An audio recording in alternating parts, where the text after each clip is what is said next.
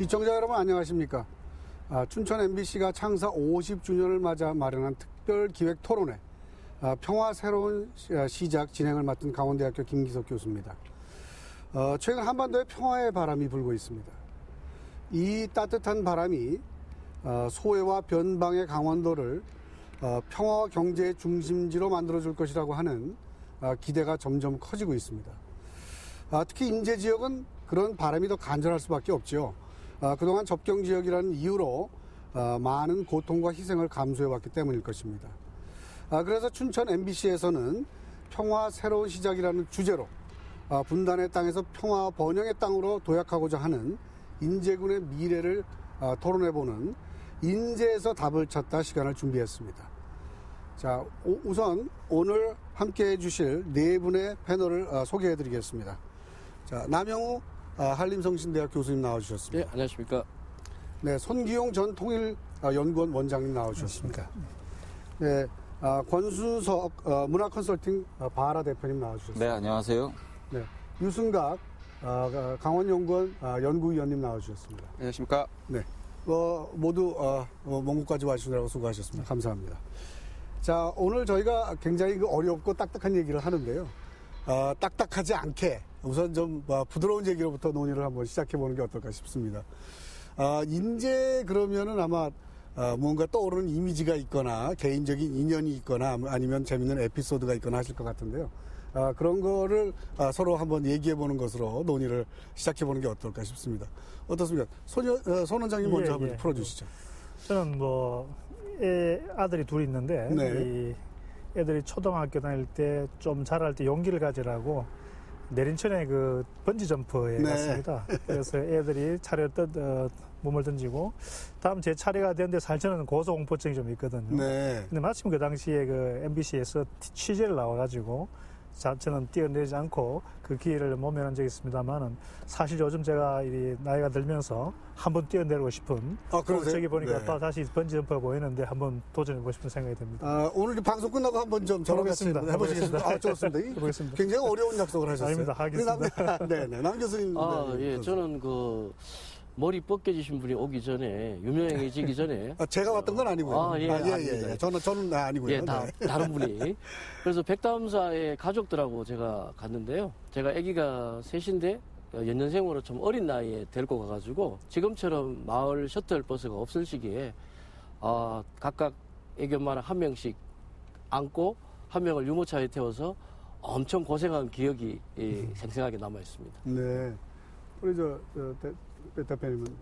저는 다 그 얘기 하실 줄 알았는데 저는 인제에서 군 생활을 했습니다. 그렇죠. 보통 제일 흔한 얘기잖아요. 군대 네, 생활. 제일 흔한 얘기이기도 한데요. 다들 번지 점프 말씀도 하시고 또 좋은 이야기 해주셨는데 저는 사실은 20대 때 저에게 인제는 사실은 좀 힘든 시기. 그래서 아마 이맘때쯤 가을이면은 이제 쌀이 작업해가지고 겨울에 빗자루 만드느라고 산을 가고 헤매고 다녔던 기억이 나고요. 또 반면에는 또 신남부터 해서 현리 또 저 위에 필레약수까지 또 군 훈련 이런 거긴 했지만 다니면서 이 좋은 풍광 봤던 기억들이 지내놓고 나니까 많이 기억에 남습니다. 네. 유승각 의원께서는 어떠시나요?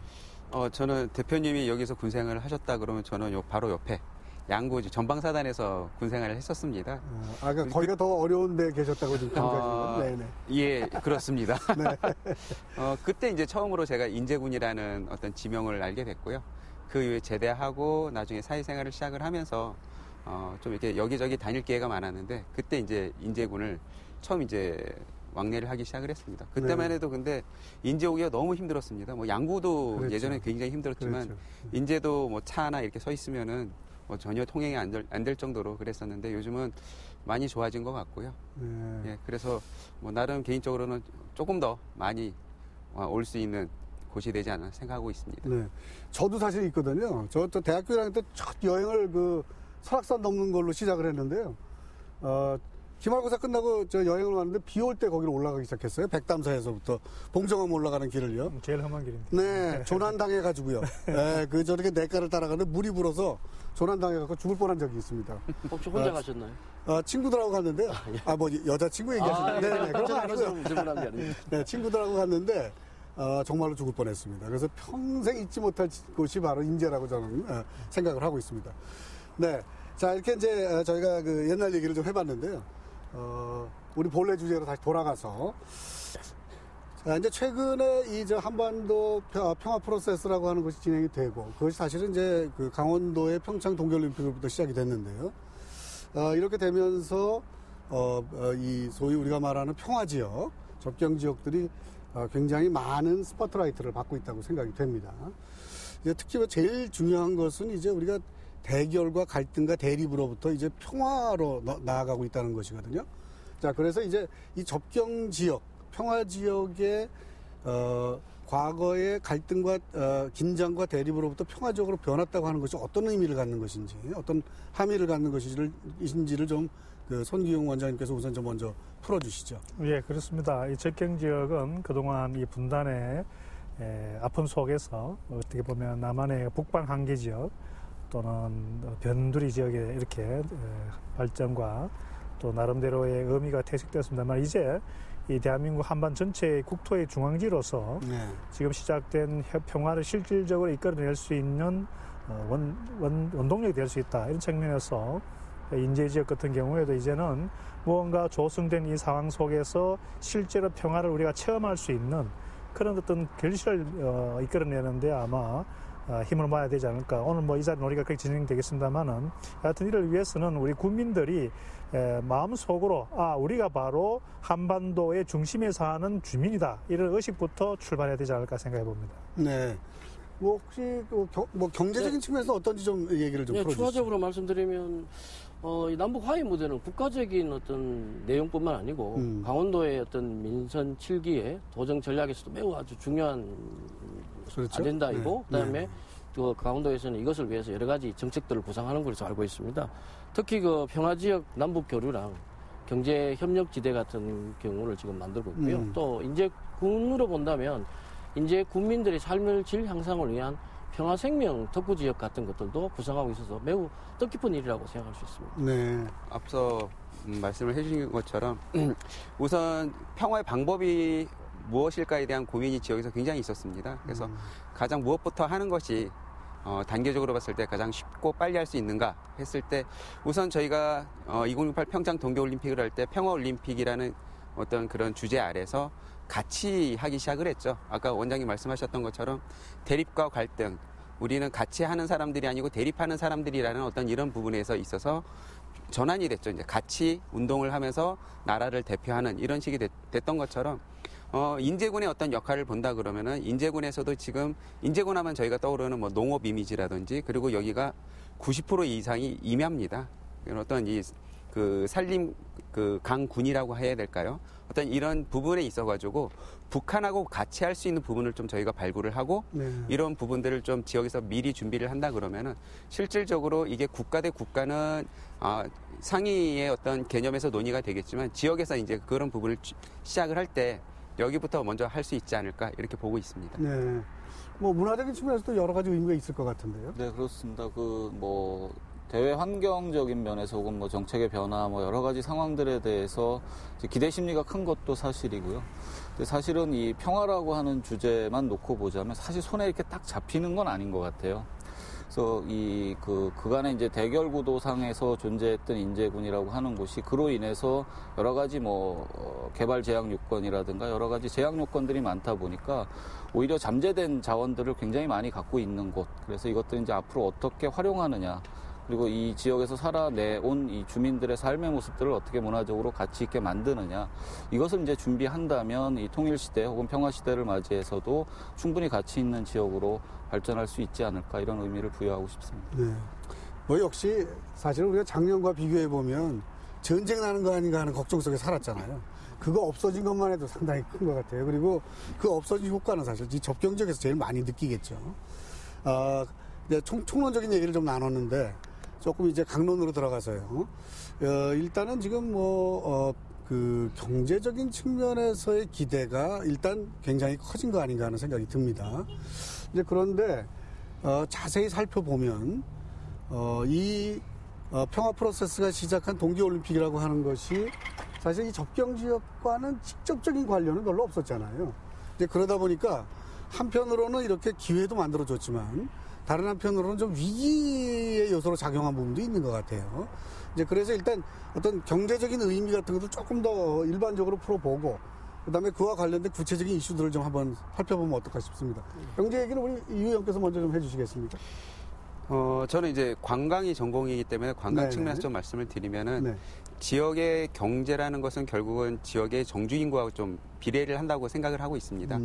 예, 그렇기 때문에 이런 그 지역의 정주 인구가 적은 이런 그 시나 군 단위에서는 유동 인구를 끌어들이기 위한 노력을 많이 하고 있고요. 아마 그런 노력이 관광이라는 어떤 그런 그 매개체를 통해서 이루어지지 않나 이렇게 생각을 하고 있습니다.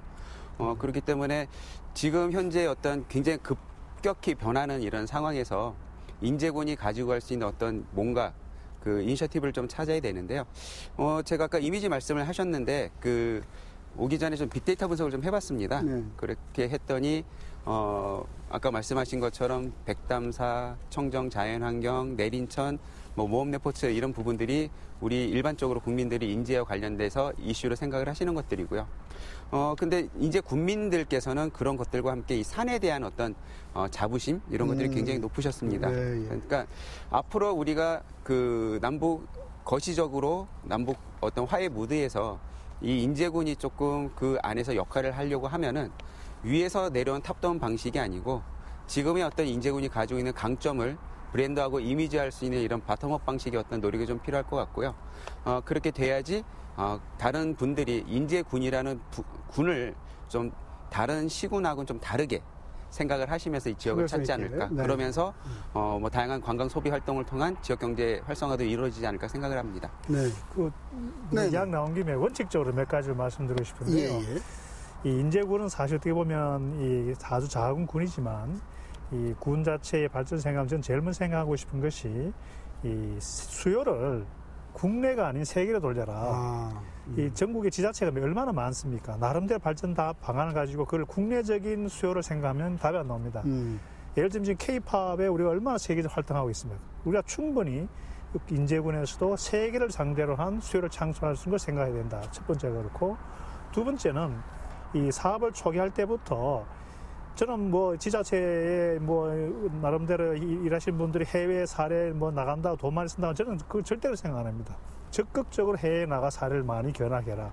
다만 해외에 나갈 때 인제군에 있는 특히 무슨 사업을 하려면은 항상 우리가 고민해야 되는 것이 환경보호 문제 아니겠습니까? 그래서 환경보호단체든지 시민단체든지 이런 분들이 군수 또 군의회 관계자들 함께 해외에 나가서 이와 유사한 분단 국가 예전에 분단이었던 독일 지역이라든지 아니면 중국의 접경 지역이라든지 가서 충분히 해외 사례를 충분히 섭취하는 게 좋겠다.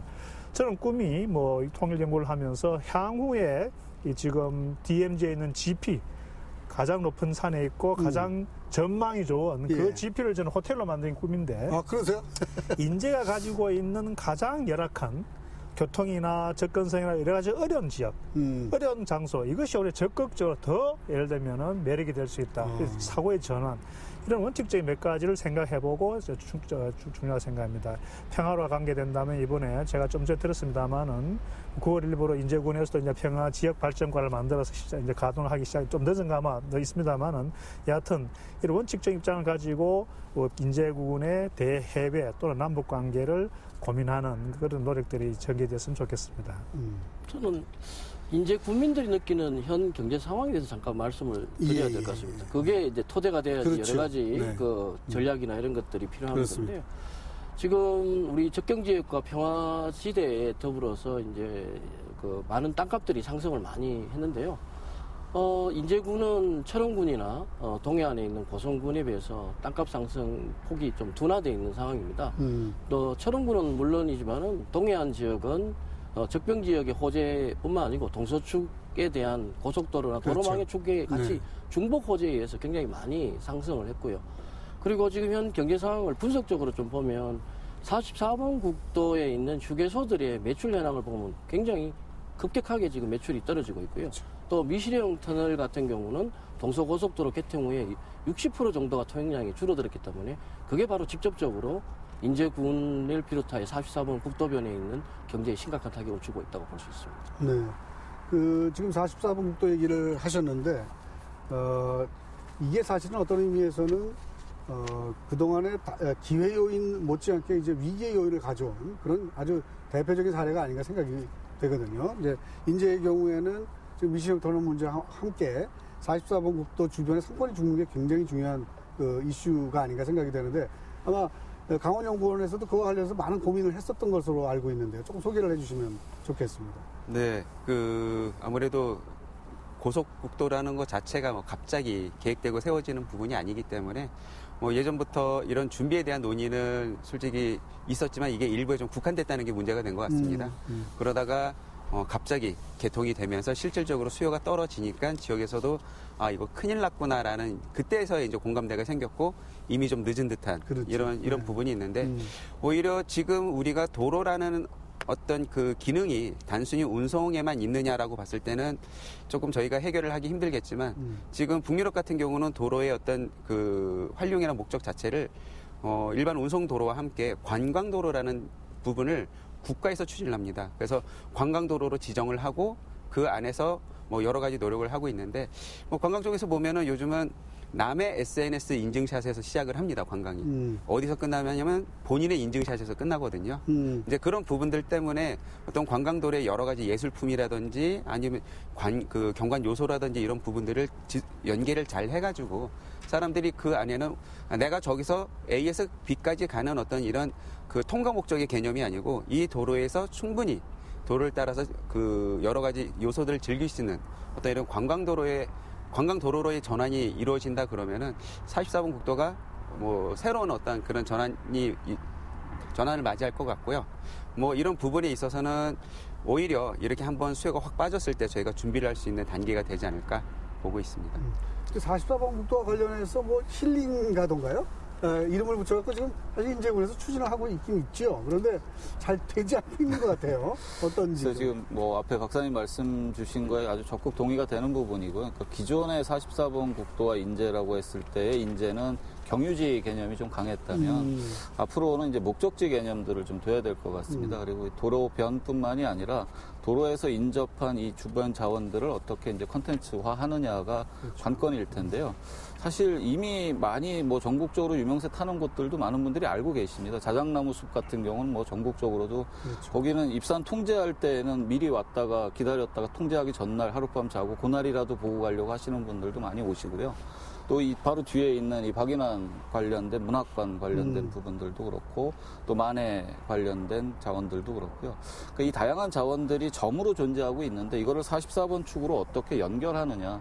그래서 내가 인제에 가게 돼 44번 도로를 통해서 인제에 갔을 때 어떠한 체험과 경험들이 가능하겠구나라고 하는 것들을 좀 먼저 선제시할 수 있는 것들도 필요하지 않나 이렇게 생각이 됩니다. 이게 원인과 결과의 는 좀 단순한데요. 그 해결책은 조금 복합적으로 됐다고 볼 수 있는데 우리가 이 상황을 두고 44번 국도의 상황을 두고 좀 많은 지자체에서 어떤 반면교사의 그 예로 삼아야 되는데 많은 지자체들이 도로나 고속도로가 통과하게 되면 굉장히 지역 발전이 있을 것이라고 예측을 많이 했는데요. 그렇죠. 네. 실제로 지금 이 동서고속도로는 인제군의 남쪽 하단부에 거의 스치듯이 지나가기 때문에 고속도로의 효과를 거의 보지 못하고 있는 거죠. 그 반면에 동해안 쪽은 고속도로를 통해서 이때까지 44번을 통해서 우회적으로 가던 그 동해안의 멋진 매력적인 관광 포인트가 직설적으로 지금 접근할 수 있기 때문에 많은 수도권 사람들에게 이 동해안보다 더 매력적인 요소를 줘야지만이 1시간 정도를 우회를 할 수 있는 그렇군요. 아주 네. 이 해결책이 네.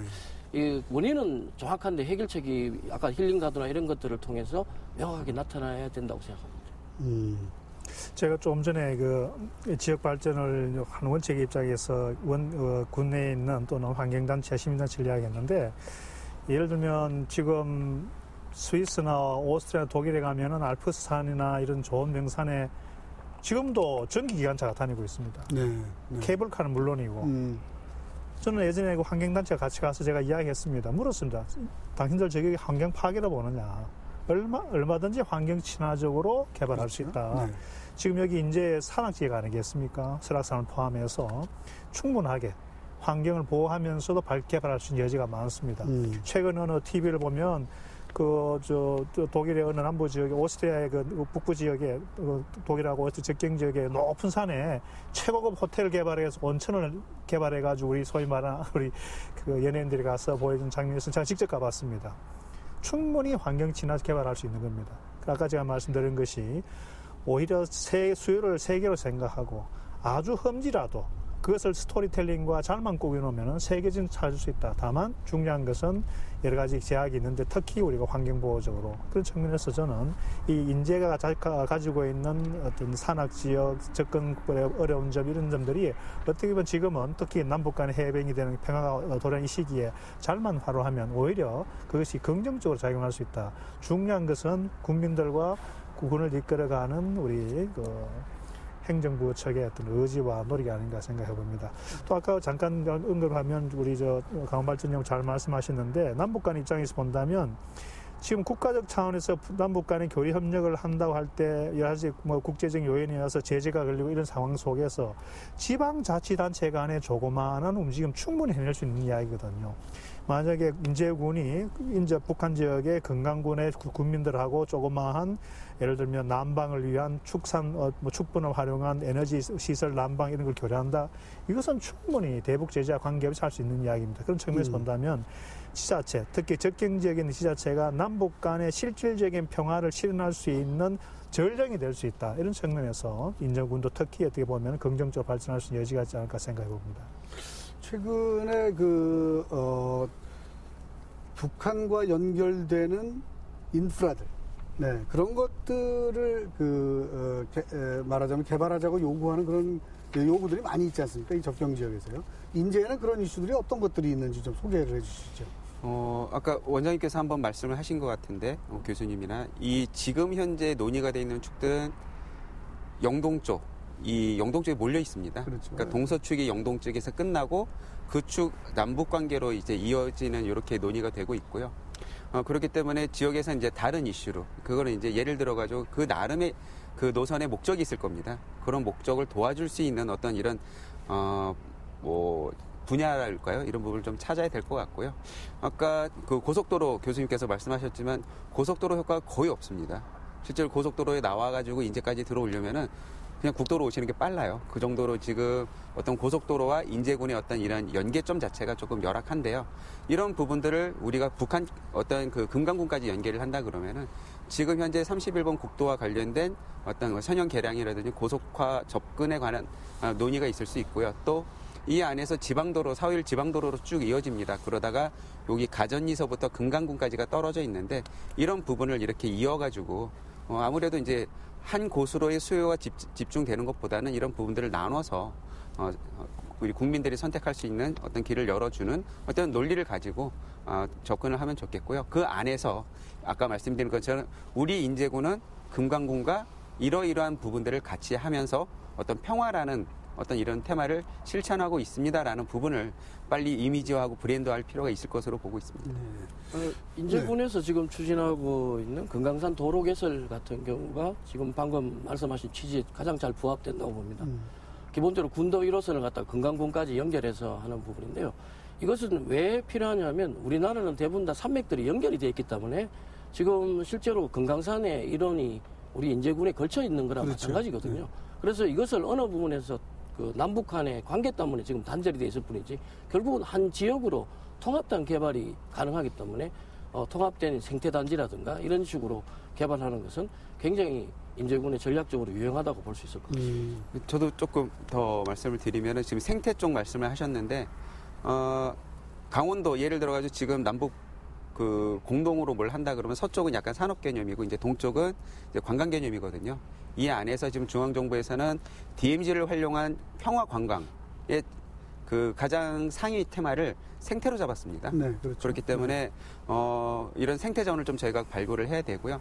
인제군 같은 경우는 대함산 용루비라 그래서 국내 이제 람사르 1호 습지가 있습니다. 그리고 알려지지는 않았지만 가전예드 습지가 있고 이러한 어떤 생태 자원들을 좀 저희가 잘 발굴을 하고 이와 관련된 어떤 여러 체험이라든지 교육이라든지 이런 부분들을 좀 지금부터 이제 준비를 한다 그러면은 저희가 그 가장 염려하는 것은 북한하고 연결이 되고 열렸을 때 저희가 준비를 못하면은 아까 그 고속도로 관련된 44번 국도처럼 저희가 준비를 못하면 그대로 여기는 경유지가 돼갑니다. 여기서 아무리 도를 잘 놓고 하면은 결국 이제 경유지가 돼가는 어떤 이런 또 나중에 또 후회를 할 일이 있기 때문에 지금부터라도 이거는 이게 지금 되나? 지금도 준비해야지 된다는 어떤 이런 공통적인 좀 인식을 좀 같이 행정부와 국민이 하시면서 같이 나가는 게 어떨까 생각을 합니다.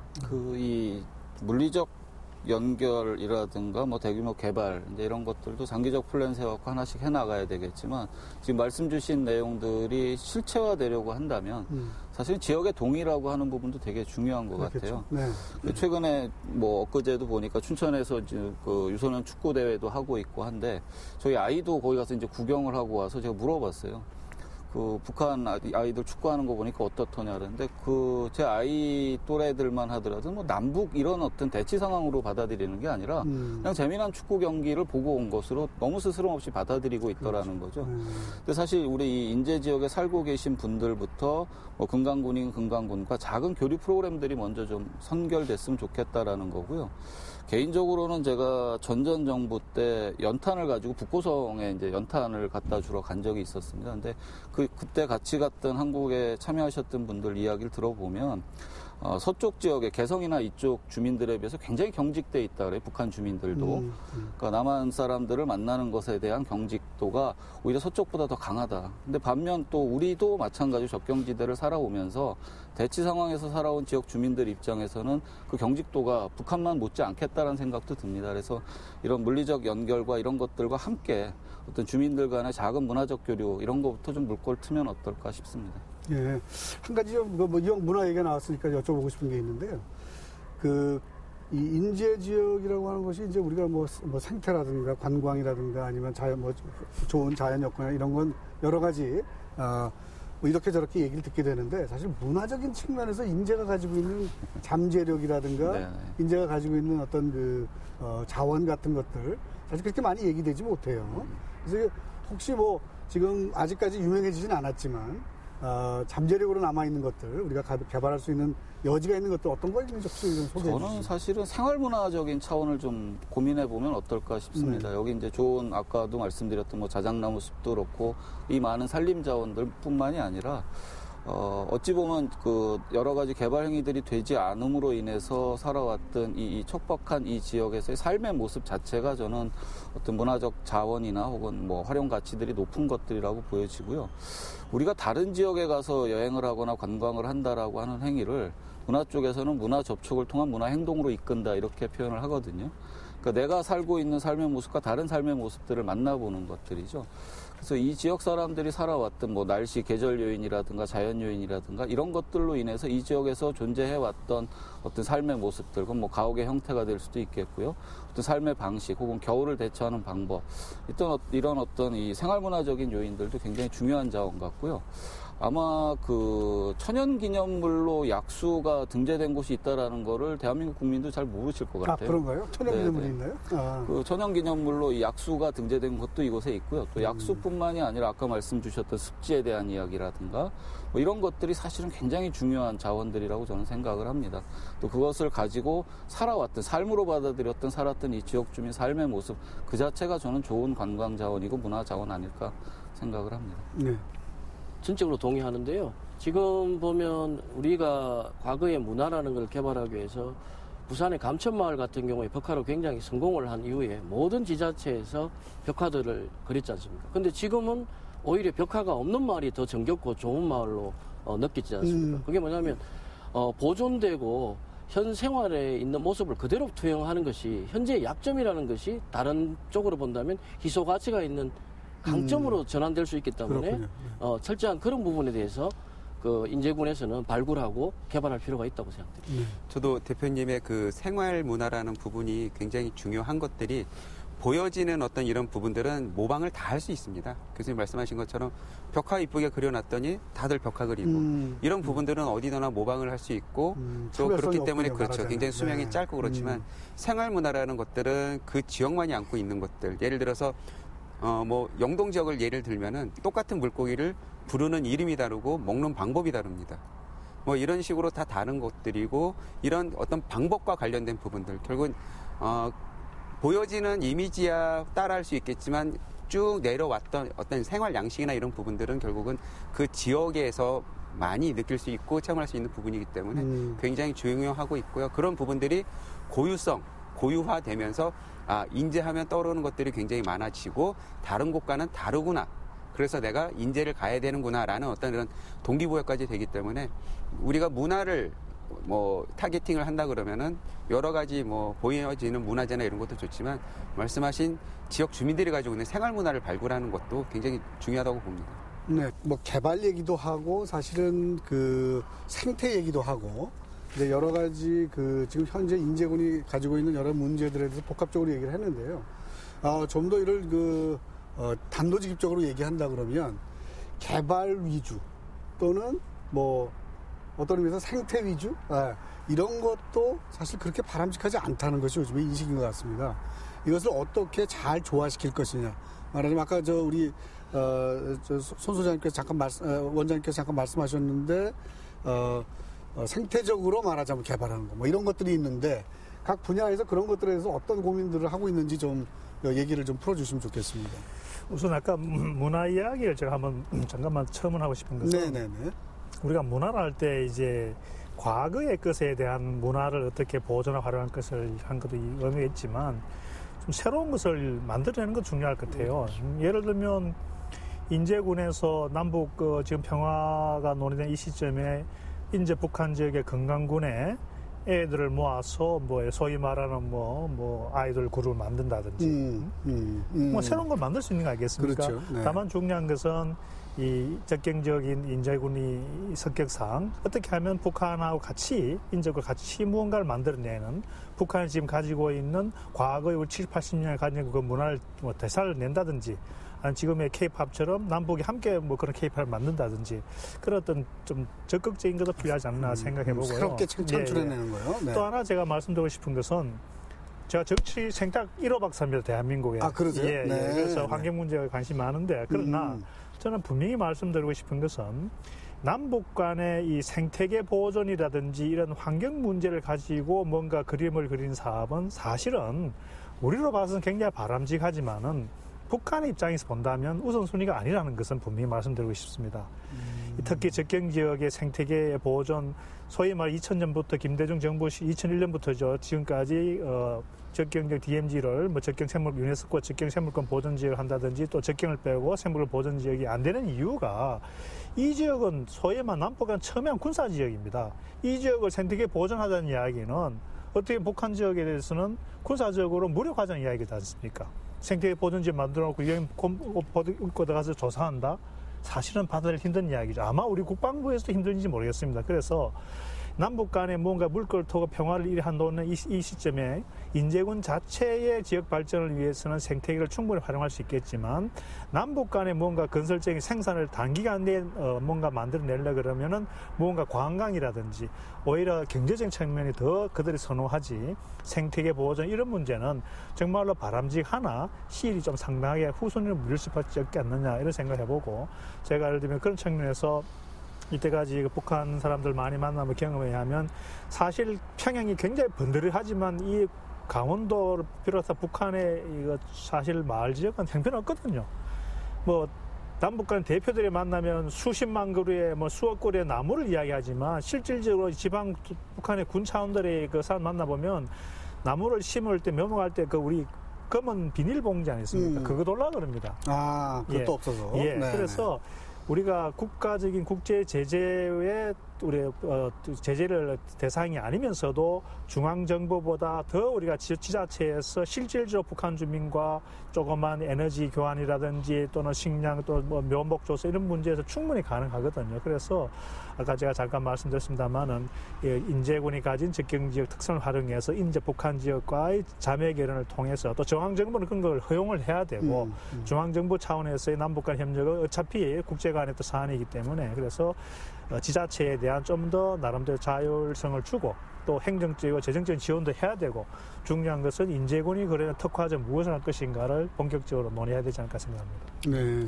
이게 개발과 보존의 균형성을 맞추는 것은 사실 굉장히 어려운 어렵죠. 일이죠. 네. 특히 인제군과 같은 생태 자연 산림 같은 경우는 한번 훼손이 되면 사실 복구하기가 굉장히 힘들거든요. 그거는 저희들이 이번에 올림픽을 하면서 네. 가리왕산의 네. 예를 해서 충분히 우리가 선례로 볼 수 그렇죠. 있는데요. 네. 그러나 이게 지금 아까도 말씀드렸듯이 생태적 보존 방법을 쓰는 것들은 굉장히 형이상학적으로는 맞지만은 이게 보통 일반적으로 경제성이 나오지 않거든요. 왜냐하면 이런 생태적 보존에 관계되는 관계자나 아니면 그 오시는 분들이 대부분 다 그 특이한 취미생활이나 어떤 특정한 계층들이 오기 때문에 어떤 전체적인 경제성이 나오지 않기 때문에 지자체장들이 큰 모뉴멘탈이나 랜드마크적인 이 개발에 자꾸 힘이 실리는 이유 중에 하나이기 때문에 그것이 시민의 힘으로 좀 견제를 하고 하는 필요들이 있을 것 같습니다. 네. 제가 조금 저희 뭐 논문 같은 거를 좀 보게 되면은 유럽 같은 경우는 요즘은 철저하게 이 어떤 하나의 로지컬한 시스템을 만듭니다. 예를 들어서 자원이 있으면은 이 자원의 활용이 있어서 보존적 가치와 활용적 가치 이런 부분이 있어가지고 무수히 많은 지표를 가지고 그 자원들을 다 분석을 해냅니다. 분석을 하고 그 지표를 가지고 국가면 국가, 지역이면 지역의 공통지표로 삼기 때문에 저희가 일반적으로 보통 생각을 했을 때 생태 관광한다 아니면 뭐 생태적으로 우수한 곳을 뭐 개발한다 그러면 아직까지도 옛날에 싹 밀어버리고 뭔가를 짓는 어떤 이런 이미지가 있기 때문에 뭐 보존을 해야 된다 아니면 반대쪽으로 활용을 해야 된다 얘기를 하는데 우리나라도 우리나라 현실에 맞게 활용적 가치와 보존적 가치에 대한 어떤 다양한 지표를 만들고 이런 부분들을 통해서 자원을 분석을 하고 거기에 결론을 낸다 그러면은 굉장히 좋을 것 같습니다. 또 그 과정 자체는 보통 지금 저희가 지표를 전문가들, 뭐 교수님들이나 연구원들이나 이렇게 만드는데 요즘은 그런 거 말고 뭐 합의 형성 과정이라 그래서 예전에는 결론을 내놓고 공청회를 하죠. 네, 그렇죠. 네, 그렇지만 이제는 그런 과정 내에서 충분히 많은 소리를 듣고 필요할 땐 치열하게 싸우고 다 같이 만들어낸 의견에 대해서는 같이 지키자는 어떤 커다란 하나의 이 메인스트림을 잡고 들어간다 그러면은 그런 부분에 대해서 누구나 공감대를 형성할 수 있기 때문에 좀 그런 과정이 필요하지 않을까. 나중에 실질적으로 보더라도 다 끝내놓고 시끄러워지면은 추진이 안 됩니다. 과정이 시끄러울 때는 그 과정 자체가 조금 길어질 수는 있지만 그 결론이 나고 나서부터는 굉장히 추진이 빠르거든요. 그렇죠. 그런 부분들 때문에 저희가 뭔가 개발을 한다, 보존을 한다 했을 때는 그런 것들 누구나 공감할 수 있는 기준이나 이런 부분들이 좀 필요하지 않나 생각을 하고 있습니다.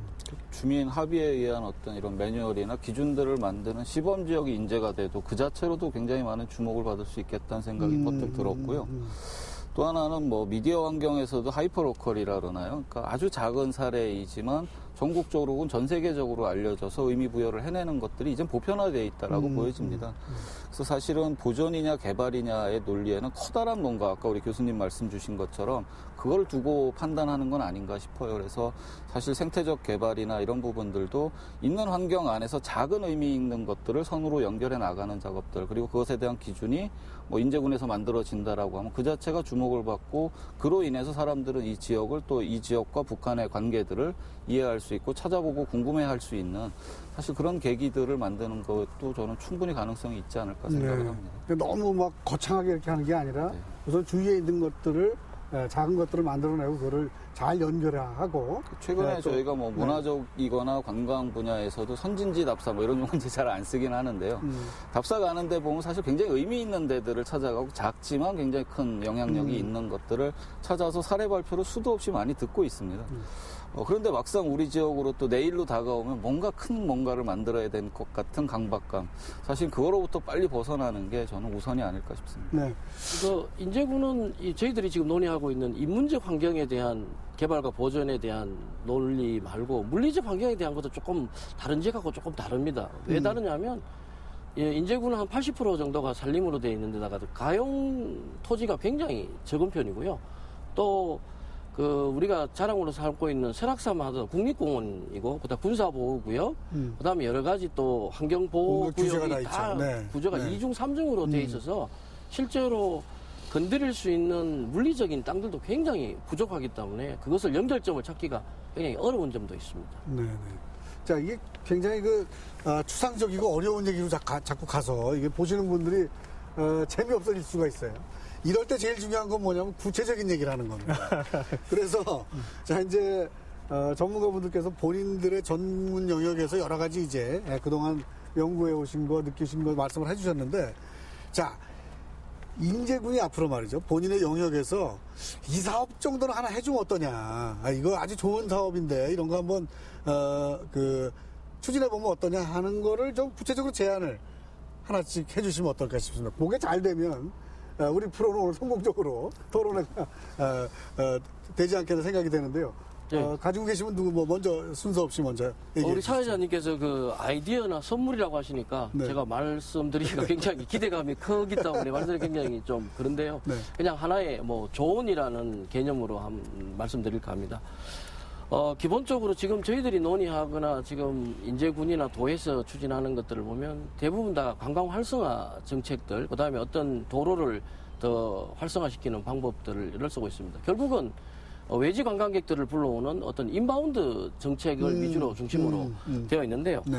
근데 다시 이런 부분을 한번 생각해 본다면 우리가 일반적으로 이런 얘기를 많이 하지 않습니까? 우리 동네 사람들이 가장 살기 좋은 동네라고 이야기를 해야지 다른 지역 사람들도 우리 동네를 갖죠. 좋아하고 네, 오는 거 아닙니까? 네. 결국은 다른 말로 하면 인바운드 정책도 중요하지만은 우리 지역 주민이 이탈하지 않도록 하는 아웃바운드를 최소한 억제하는 정책도 같이 수반돼야 된다고 생각됩니다. 그걸 위해서는 몇 가지 제가 말씀드릴 건데, 첫 번째 하나가 곧 이제 동서고속철도 인제역이 만들어지지 않습니까? 네, 그렇죠. 보통 일반적으로 역사가 만들어지면 역세권 종합 개발을 통해서 뭐 문화마을이다 이런 걸 통해서 또 이것도 인바운드 정책을 많이 쓰고 있는데요.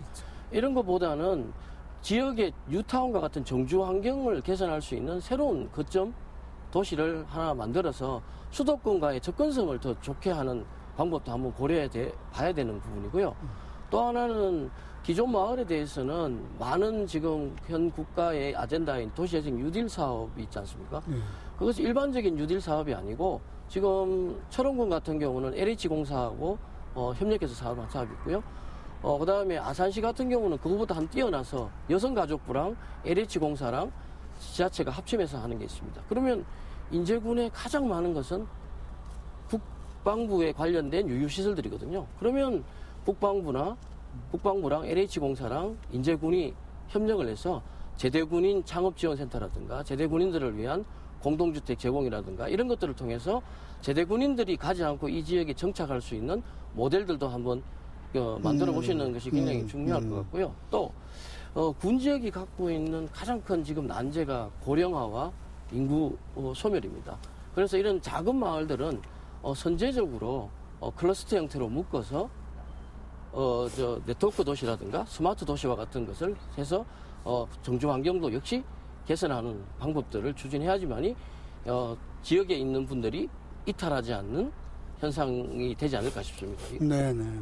일단 여기 계신 분들이 나가지 않도록. 그렇습니다. 또 이 제대하신 분들이 돌아가지 않고 여기 정주하도록. 네, 그렇습니다. 여러 그래서 가지. 너무 네네. 인바운드 정책도 관광객들만 오는 것보다는 우리 주민들을 보호하고 안 나가게 하는 정책도 그렇군요. 같이 수반될 필요가 있다고 저는 그렇게 생각합니다. 네네. 저는 이 방송 시작하기 전에 이제 이 뒤에 문학관을 좀 둘러봤는데 오기 전에 궁금했던 것도 있고 사실은 강원도 전체를 놓고 봤을 때 제 개념으로 되게 좋은 네 가지의 문화 자원을 이야기하려고 하면 북한강 문화권, 네. 그다음에 백두대간 문화권, 동해바다, 그리고 하나가 DMZ 아닐까 싶습니다. 지금 인제군 같은 경우에는 DMZ와 백두대간을 가지고 있는데요. 강원도만 보더라도 이 DMZ 접경 지역을 놓고 철원부터 이거 고성까지 또 여기 인제를 거쳐 고성까지 이렇게 5개의 접경 지역이 존재합니다. 문학 트레일 같은 것도 한번 고민해 보면 어떨까 싶어요. 철원의 이태준 선생 같은 경우에 월북 작가라 해서 그간에 이제 선양 사업들이 거의 되지 않다가 최근에 이제 다시 문학사적으로 주목받고 선양 사업이 시작이 됐고요. 또 화천에 들어가면 뭐 시조시인 이태극 선생이나 지금 뭐 현재 이회수 작가도 있고요. 또 뭐 잠깐 벗어나긴 합니다만 춘천에 또 김유정 뭐 이렇게 해서 DMZ를 중심으로 지그재그해서 이곳에 이 박인환 선생까지 온다라고 하면 꼭 광역에서 이렇게 뭐 고속도로를 타고 오는 것이 아니라 우리 DMZ 접경 지역을 따라서 좀 이동해 볼 수 있는 문학 트레일 같은 것도 한번 문화 트레일. 네, 고민해 볼 수 있지 않을까 싶고요. 뭐 저도 마찬가지입니다만 우리 교수님도 목마 숙녀 한 번쯤은 다 읽어보시지 않았겠습니까? 물론 그렇죠. 네네. 저희 때는 이제 주로 이 연습장 겉표지에 많이 써져 있었는데요. 이런 어떤 감수성이라고 하는 부분들도 저는 지역의 굉장히 중요한 자원 중에 하나다 이렇게 생각을 합니다. 네. 정말 저는 지방적인 것이 세계적이 돼야 된다. 우리 국내적 인접 군과의 경쟁이 아니라 인제군이 가지고 있는 자원을 정말 활용해서 세계적인 것을 내놔야만 그것이 된다 저는 생각합니다. 예를 들면 그 오스트리아하고 독일 그 국경 지역에 브레겐스라는 지역에 가면 조그만 호수 안에다가 무대 시설을 만들어 놨어요. 그 무대 시설을 갖다가 2년에 한 번씩 공연이 바뀌는데 세계적인 오페라를 합니다. 근데 그 지역에 가기 위해서는 잘츠부르크나 비엔에서 교통이 굉장히 2시간 이상 걸립니다. 1년에 딱 2번 호수의 무대 공연 강변에 이제 그 관중석을 만들어 가지고 공연을 하는데 그 2달 공연하는 그 날은 물론이고 1년 12달의 관광지가 끊이지 않습니다. 아무것도 없는 지역에 단지 그러한 무대 시설 하나 만들고 무대 시설 자체가 또 하나의 관광시설이고 그래서 저는 시간이 다소 좀 걸릴지 모르지만 서로 국내적인 수요의 경쟁이 아니라 이 지역이 가지고 있는 아까 제가 조금 말씀드렸지만 가장 험하고 가장 교통이 안 그 지역을 오히려 적극적 개발하는 그러면서 뭔가 평화를 구현할 수 있는 인제군이 세계를 보는 그런 나름대로의 큰 그림을 그리는 것이 바라는 것이 하지 않는가 한번 생각해 봅니다. 계속해서 발상 전환, 그다음에 네, 세계적인 발상이죠 말하자면 강조하고 계십니다. 우리 저 같은 경우는 조금 이렇게 마이크로하게 보면요, 행정이든 뭐든 좀 융복합이 이루어지면 좋을 것 같아요. 예를 들어서 군 같은 경우는 뭐 예산이나 이런 부분들이 풍족하지 않고요. 그런데 행정이 각각 일어나다 보니까 예를 들어서 아이들을 돌보는 시스템하고 어른들이 계시는 시스템하고 연동이 안 됩니다.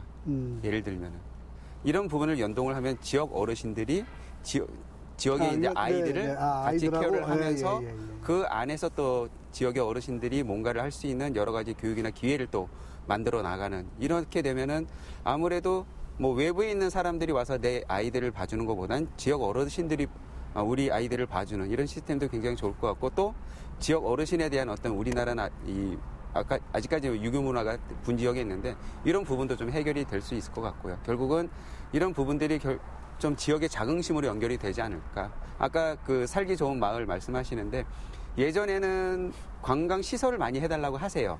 요즘은 이런데 우리가 조금 살기 좋게 만들고 우리가 가고 싶은 곳을 만들면은 외부는 당연히 온다라는 이제 생각들을 조금씩 하시고 계시는데 이제 그런 부분들에 더불어서 지역에 대한 자긍심을 가질 수 있는 뭐 여러 가지를 좀 이제 문화 쪽에서 이제 스토리를 만들어 주시고 하면 좋을 것 같고요. 또 하나는 앞으로 어떤 이 접경 지역에서 좀 인제군이 가야 될 길은 그 금강산과의 어떤 그 스토리 마케팅이 좀 필요하지 않나 보고 있습니다. 실질적으로 금강산의 마지막 봉이 이제 향로봉이라고 얘기를 하고 있고요. 아까 말씀하신 것처럼 군도 1호를 통하면 금강로로 갈 수 있고 결국은 금강산의 입구가 여기고 아까 말씀드린 것처럼 실제로 금강군과 인제군과의 교류가 빈번하고라고 했을 때는 우리가 처음에 아마 열리는 부분이 금강산 국립공원일 겁니다. 북강원도에. 그러면은 그런 부분과의 연결점 자체를 이미지화해서 브랜드화 가져올 수 있을 것으로 보고 있고요. 계속 말씀드리는 거지만 이 부분들은 행정만이 끌고 갈 수 있는 부분은 아닙니다. 그리고 한 번은 행정에서 오게 만들 수 있습니다. 그렇지만 계속 오게 하는 거는 지역 주민들의 몫이거든요. 그래서 이런 부분들의 전 국민적인 이런 자꾸 토론이라든지 공감대를 형성할 수 있는 자리 뭐 이런 어떤 그 시스템이 좀 갖춰진다 그러면은 조금 출발은 각자의 어떤 이런 토론 아니면 각자의 의견을 존중하는 어떤 이런 부분에서 시끄러운 부분에서 시작할 수 있겠지만 나중에는 이런 부분들이 하나의 어떤 그 집합적으로 모여가지고 어느 지역보다도 좀 빠르고 강하게 갈 수 있지 않을까 이렇게 생각을 해봅니다. 자 이제 마지막 한 말씀 간단하게. 간단하게. 사실 지금 한반도의 평화가 지금 도래하고 있는데 이 평화가 얼마나 지속될지 남북 간 정상이 만나고 있지만 그래서 저는 이 상황에서 이 정세 도래인 한반도 평화를 좀 더 구축하기 위해서 이 인제 접경지 포함됩니다만은 이 DMZ와 남북 간 접경 인접 지역에 이 평화를 상징하는 UN 평화대학교를 설립하는 것이 저의 소망입니다. 그래서 정치적 선언, 종전선언이 된다 하더라도 우리가 평화를 실체적으로 느끼기에는 한계가 있고 해서 이 갈등과 분쟁의 상징적인 이 지역에 전 세계 학생들을 모아서 평화를 가르치고 그들이 돌아가서 전 세계 네트워크를 가지면 연대감을 가지면서 평화를 유지, 확산, 회복시킬 수 있는 그렇게 노력한 사람들 그런 차원에서 DMZ의 UN 산하의 평화대학교를 만들자. 제가 지금 노력하고 있고 물론 인제군도 여기에 동참했으면 좋겠고 또 게이트 소심은 지금 이걸 실천하기 위해서 그 청와대 국민청원 운동을 진행하고 있습니다. 우리 시청자 여러분 많은 좀 관심을 가져주시면 좋겠습니다. 네, 고맙습니다. 뭐 혹시 뭐 마지막으로 인재에 도움이 될 만한 얘기, 못다 하신 얘기 있으면 하시죠. 뭐 무조건 하셔야 되는 거 아니고요. 네, 있으시면 하시고요. 네, 없으세요? 뭐 제가 말씀드리겠습니다. 네네. 뭐 우리가 시작이 반이다라는 우리 속담이 있지 않습니까? 네. 그것처럼 저희들이 오늘 이런 토론회를 인제에서 개최하는 것만으로도 인재의 발전의 시작이 되었지 않을까 생각됩니다. 그리고 아까도 말씀드렸다시피 그 과거의 약점이 지역의 희소 가치성으로 변할 수 있다는 강점으로 변할 수 있다는 점을 인식하고 대부분의 지자체들에서 상징적이고 형식적인 사업들을 많이 하는데요. 가장 뭐 형이상학적인 얘기지만은 주민들을 위한 사업으로 진행된다면 뭐 새롭고 역동적인 인재를 곧 보게 되지 않을까 그렇게 생각됩니다. 시청자 여러분 어떻게 보셨습니까? 각계의 전문가들이 나와서 굉장히 많은 얘기를 나눴습니다. 얘기를 들어보니까요, 굉장히 여전히 어렵네요. 지금 한반도에 불어닥치고 있는 이 따뜻하고 평화로운 바람이 인제군에게 기회가 되기 위해서는 인제군 스스로 그것을 기회로 만들 수 있는 능력이 있어야 된다고 생각이 됩니다. 시청자 여러분의 많은 관심과 참여가 그것을 기회로 만들어 줄 수 있는 그런 토양이 될 것으로 생각이 됩니다. 여러분 여기까지 나와주셔서 오늘 좋은 얘기 해주셔서 대단히 감사하고요. 시청자 여러분 시청해 주셔서 대단히 감사합니다. 고맙습니다.